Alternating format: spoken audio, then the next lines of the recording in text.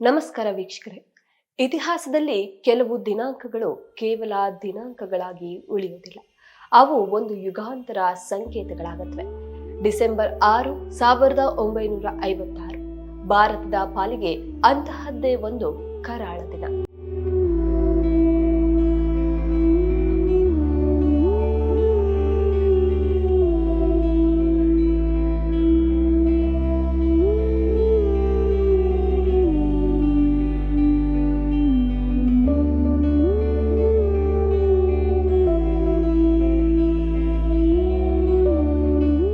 ಅಂದು ಸೂರ್ಯ ಎಂದಿನಂತೆ ಹುಟ್ಟಿದನಾದ್ರೂ ಕೋಟ್ಯಾಂತರ ಶೋಷಿತರ ಬಾಳಿನ ಸೂರ್ಯ ಅಂತೂ ಅಸ್ತಮಿಸಿದ್ದ.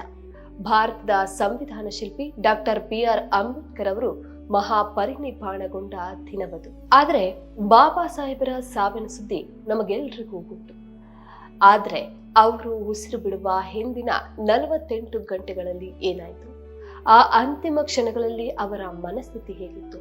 ಅದಕ್ಕೆಲ್ಲದಕ್ಕಿಂತ ಮುಖ್ಯವಾಗಿ ದೇಶದ ಮಾಜಿ ಕಾನೂನು ಮಂತ್ರಿಯಾಗಿರುವಂತಹ ಆ ಮಹಾನ್ ವ್ಯಕ್ತಿಯ ಜೇಬಿನಲ್ಲಿ ಸಾವಿನ ಸಮಯದಲ್ಲಿ ಇದ್ದಂತಹ ಹಣ ಎಷ್ಟು ಗೊತ್ತಾ?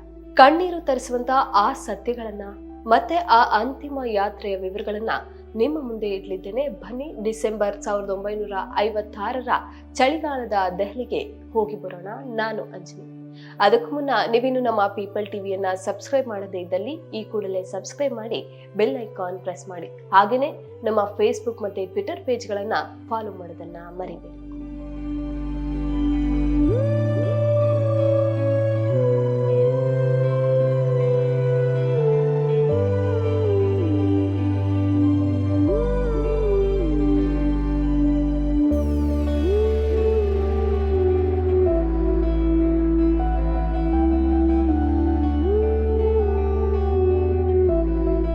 ಅದು ಡಿಸೆಂಬರ್ 4, 1956.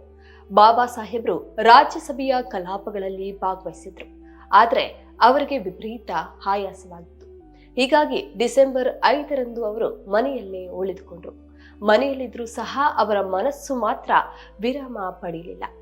ಅವರಿಗೆ ಅತ್ಯಂತ ಪ್ರಿಯವಾದ ಬರವಣಿಗೆಯಲ್ಲಿ ಅವರು ಮಗ್ನರಾಗಿದ್ರು. ಅಂದು ರಾತ್ರಿ 8 ಗಂಟೆಯ ಸಮಯ.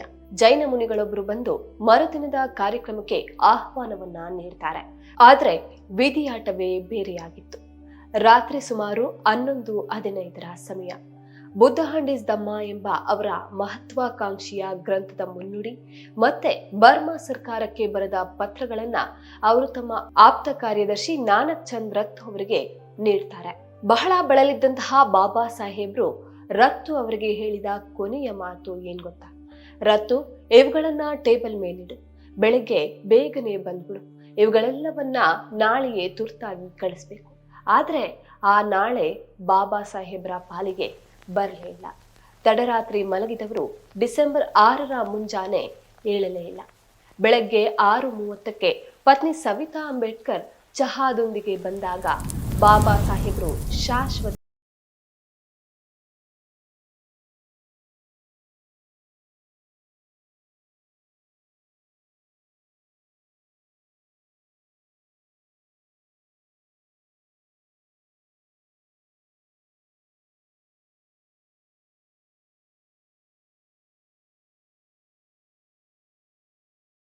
ನಾನು ಹೇಳಲಿರುವಂತಹ ವಿಷಯ ನಿಮ್ಮ ಎದೆಯನ್ನ ಭಾರವಾಗಿಸಬಹುದು.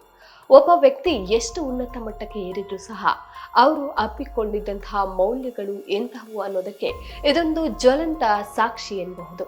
ಅಂಬೇಡ್ಕರ್ ನಿಧನರಾದ ನಂತರ ಅವರ ಪಾರ್ಥಿವ ಶರೀರವನ್ನ ದೆಹಲಿಯಿಂದ ಮುಂಬೈಗೆ ಸಾಗಿಸಬೇಕಾಯಿತು. ಅದಕ್ಕಾಗಿ ಇಂಡಿಯನ್ ಏರ್ ಫೋರ್ಸ್ನ ವಿಶೇಷ ವಿಮಾನವನ್ನ ಕೇಳಿದಾಗ ಅವರು ಹೇಳಿದಂತಹ ಬಾಡಿಗೆ 5,000 ರೂಪಾಯಿಗಳು. ಕೇಂದ್ರದ ಮಾಜಿ ಕಾನೂನು ಮಂತ್ರಿ, ಸಂವಿಧಾನ ಶಿಲ್ಪಿ, ಇವರ ಬಳಿ ಅಷ್ಟು ಹಣ ಇರಬೇಕಲ್ವಾ? ಆದ್ರೆ ಅವರ ಅಲ್ಮಿರಾ ತೆರೆದು ನೋಡಿದಾಗ ಅಲ್ಲಿದ್ದು ಕೇವಲ 300 ರೂಪಾಯಿಗಳು. ಹೌದು, ಕೇವಲ 300 ರೂಪಾಯಿ. ಶ್ರೀಮತಿ ಸವಿತಾ ಅವರ ಬಳಿಯೂ ಸಹ ಹಣ ಇರಲಿಲ್ಲ. ಸ್ವಲ್ಪ ಯೋಚಿಸಿ ನೋಡಿ, 1947ರಲ್ಲಿ ದೇಶ ವಿಭಜನೆಯಾದಾಗ ಅಂಬೇಡ್ಕರ್ ಅವರು ದಲಿತರಾಗಿ ಪ್ರತ್ಯೇಕ ದೇಶವನ್ನ ಕೇಳಿದ್ರೆ ಅವರು ಪ್ರಧಾನಮಂತ್ರಿ ಆಗ್ಬೋದಾಯಿತು. ತಮ್ಮ ಅಗಾಧ ಪಾಂಡಿತ್ಯವನ್ನ ಬಿಸ್ನೆಸ್ಗೆ ಬಳಸಿದ್ರೆ ಕೋಟ್ಯಾಧಿಪತಿ ಆಗ್ಬೋದಾಯಿತು. ಆದ್ರೆ ಅವರು ಆರಿಸಿಕೊಂಡದ್ದು ಪ್ರಾಮಾಣಿಕತೆಯನ್ನ ಮತ್ತೆ ಸತ್ಯವನ್ನ. ಅಂತ್ಯ ಸಂಸ್ಕಾರಕ್ಕೆ ಹಣವಿಲ್ಲದ ಪರಿಸ್ಥಿತಿಯಲ್ಲಿ ಟಿ.ಬಿ. ಭೋನ್ಲೆ ಎನ್ನುವರು ತಮ್ಮ ಕಾರು ಮಾರೋದಕ್ಕೆ ಮುಂದಾದ್ರು. ಕೊನೆಗೆ ಅಂದಿನ ಸಚಿವ ಬಾಬು ಜಗಜೀವನ್ ರಾಮ್ ಅವರು ಸಹಾಯಕ್ಕೆ ಬಂದ್ರು. ವಿಮಾನ ವ್ಯವಸ್ಥೆ ಮಾಡಿದ್ರು. ಆಗ್ಲೂ ಸಹ ಅಂಬೇಡ್ಕರ್ ಅವರ ಸಹಾಯಕರು ಉಚಿತವಾಗಿ ಬೇಡ, ಸಾಲವಾಗಿ ಕೊಡಿ ಅಂತ ಸ್ವಾಭಿಮಾನವನ್ನ ಮೆರೆದ್ರು. ಆ ಸ್ವಾಭಿಮಾನವೇ ಅಂಬೇಡ್ಕರ್ ಅವರ ನಿಜವಾದ ಆಸ್ತಿಯಾಗಿತ್ತು. ಸುದ್ದಿ ಆಕಾಶವಾಣಿಯಲ್ಲಿ ಬಿತ್ತರವಾಯಿತು. ಇಡೀ ದೇಶವೇ ಸ್ತಬ್ಧವಾಯಿತು. ದೆಹಲಿಯ ಆಲಿಪುರ ರಸ್ತೆಯ ಅವರ ನಿವಾಸದತ್ತ ಜನಸಾಗರವೇ ಹರಿದು ಬಂತು.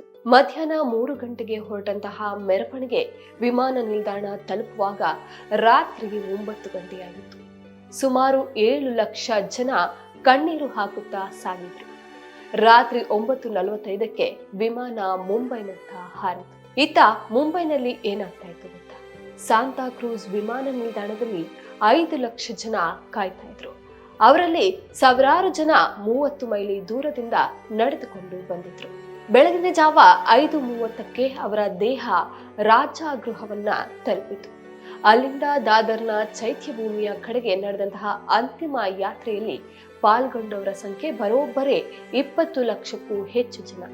ಮುಂಬೈನ ಇತಿಹಾಸದಲ್ಲೇ ಇಂತಹದೊಂದು ಜನಸಾಗರ ಅಲ್ಲಿವರೆಗೂ ಸೇರಿರಲಿಲ್ಲ.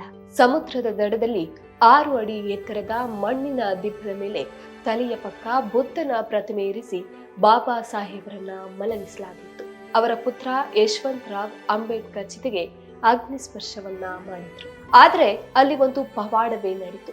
ದುಃಖದ ಮಡುವಿನಲ್ಲಿದ್ದಂತಹ 2 ಲಕ್ಷಕ್ಕೂ ಹೆಚ್ಚು ಜನರು ತಮ್ಮ ನಾಯಕನ ಚಿತೆಯ ಸಾಕ್ಷಿಯಾಗಿ ಅಲ್ಲೇ ಬೌದ್ಧ ಧರ್ಮವನ್ನ ಸ್ವೀಕಾರ ಮಾಡಿತು. ಡಿಸೆಂಬರ್ 16ರಂದು ನಡೀಬೇಕಾದಂತಹ ಕಾರ್ಯಕ್ರಮ ಅಂದೇ ಚಿತೆಯ ಉರಿಯ ಬೆಳಕಿನಲ್ಲಿ ನಡೆಯಿತು.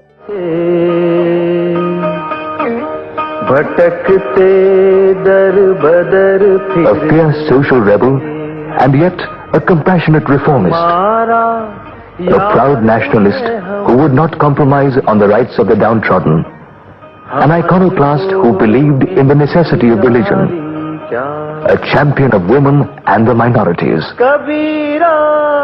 the last outstanding leader in the glorious chain of social reformers Maharashtra has produced, Ranade, Phule, Agarkar and Ambedkar. ವೀಕ್ಷಕರೇ, ಡಿಸೆಂಬರ್ 6 ಕೇವಲ ಪುಣ್ಯತಿಥಿಯಲ್ಲ, ಅದು ಮನುಷ್ಯತ್ವದ ಹೊಳಪನ್ನ ನವೀಕರಿಸುವಂತಹ ದಿನ. ಅಂಬೇಡ್ಕರ್ ಅವರು ನಮಗಾಗಿ ಸಂವಿಧಾನವನ್ನ ಕೊಟ್ರು, ಹಕ್ಕುಗಳನ್ನ ಕೊಟ್ರು. ಆದ್ರೆ ಅವರಿಗಾಗಿ ಅವರು ಏನನ್ನು ಉಳಿಸಿಕೊಳ್ಳಲಿಲ್ಲ. ಕೊನೆಗೆ ಅಂತ್ಯ ಸಂಸ್ಕಾರದ ಹಣವನ್ನು ಸಹ. ಅಂಬೇಡ್ಕರ್ ನಿಧನರಾದಾಗ ಪ್ರಧಾನಿ ಜವಾಹರ್ಲಾಲ್ ನೆಹರು ಅವರು ಲೋಕಸಭೆಯಲ್ಲಿ ನೀಡಿದಂತಹ ಶ್ರದ್ಧಾಂಜಲಿಯಲ್ಲಿ doctor Ambedkar would be remembered mostly as the symbol of revolt against all the oppressing features of the Hindu society. ಅಂದ್ರೆ ಹಿಂದೂ ಸಮಾಜದ ಎಲ್ಲಾ ದಬ್ಬಾಳಿಕೆಗಳ ವಿರುದ್ಧದ ಬಂಡಾಯದ ಸಂಕೇತವಾಗಿ ಅಂಬೇಡ್ಕರ್ ಅವರನ್ನ ಸ್ಮರಿಸಲಾಗುತ್ತೆ ಅಂತ ಹೇಳಿದ್ರು. ಆದ್ರಿಂದ ಎಲ್ಲ ಮಹಾತ್ಮರ ನೆನಪುಗಳಿಗೂ ನಮ್ಮ ಮನಸ್ಸಿನ ಕೊಳಕನ್ನ ತೊಳೆದು ಹೊಳಪು ನೀಡುವ ಶಕ್ತಿ ಇರುತ್ತೆ ಅಲ್ವೇ? ಇಂದಿನ ಈ ದಿನ ಆ ಮಹಾನ್ ಚೇತನಕ್ಕೆ ನಮ್ಮ ನಮನಗಳನ್ನ ಸಲ್ಲಿಸೋಣ. ಜೈ ಭೀಮ್, ನಮೋ ಬುದ್ಧಾಯ.